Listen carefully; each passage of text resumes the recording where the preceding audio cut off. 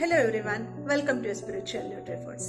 ಇವತ್ತಿನ ದಿವಸದ ವಿಡಿಯೋನಲ್ಲಿ ನಾವು ವಾಟ್ ಈಸ್ ಫುಡ್ ಹಾಗೆ ಫುಡ್ ಗ್ರೂಪ್ಸ್ ಯಾವ್ಯಾವುದು ಅಂತ ತಿಳ್ಕೊಳ್ಳೋಣ. ಮೇನ್ಲಿ ಫುಡ್ ಅಂದ್ರೆ ಏನು? ಫುಡ್ ಅನ್ನೋದು ಒಂದು ಪ್ರಾಡಕ್ಟ್ ಆಗಿರುತ್ತೆ. ಅದೇನು?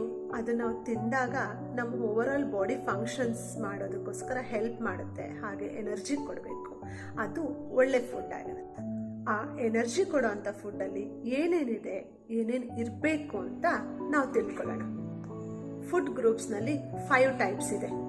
ಈ 5 ಫುಡ್ ಗ್ರೂಪ್ಸ್ನಲ್ಲಿ ಫಸ್ಟ್ ಒಂದು ಮೇನ್ಲಿ ಬಂದು ಸೀರಿಯಲ್ ಗ್ರೈನ್ಸ್ ಆಗಿರುತ್ತೆ. ಯಾವ್ಯಾವ ಗ್ರೈನ್ಸ್ ಗೊತ್ತಾ? ಈ ಸೀರಿಯಲ್ ಗ್ರೂಪ್ಸ್ನಲ್ಲಿ ವೀಟ್, ರಾಗಿ, ಬಾಜ್ರಾ, ಮಿಲ್ಲೆಟ್ಸ್, ಹಾಗೆ ಮೇಸ್, ಬಾರ್ಲಿ, ಜೋವರ್ ಎಕ್ಸೆಟ್ರಾ ಆಗಿರುತ್ತೆ. ಈ ಗ್ರೂಪ್ ಆಫ್ ಫುಡ್ಸ್ನಲ್ಲಿ mainly vitamin B1, B2, folic acid, iron, fibre ಹಾಗೆ ಇನ್ವಿಸಿಬಲ್ ಫ್ಯಾಟ್ಸ್ ಕೂಡ ಇರುತ್ತೆ.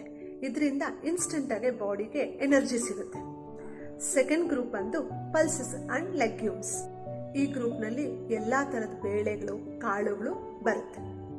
ಈ ಗ್ರೂಪಲ್ಲಿ ಬರುವಂಥ ಫುಡ್ ಐಟಮ್ಸ್ನಲ್ಲಿ mainly rich in calcium, iron, folic acid, vitamin B1 and B2 ಹಾಗೆ ಇನ್ವಿಸಿಬಲ್ ಫ್ಯಾಟ್ಸ್ ಕೂಡ ಇರುತ್ತೆ. ನೆಕ್ಸ್ಟ್ ಗ್ರೂಪ್ ಬಂದು milk and milk products and also meat and meat products.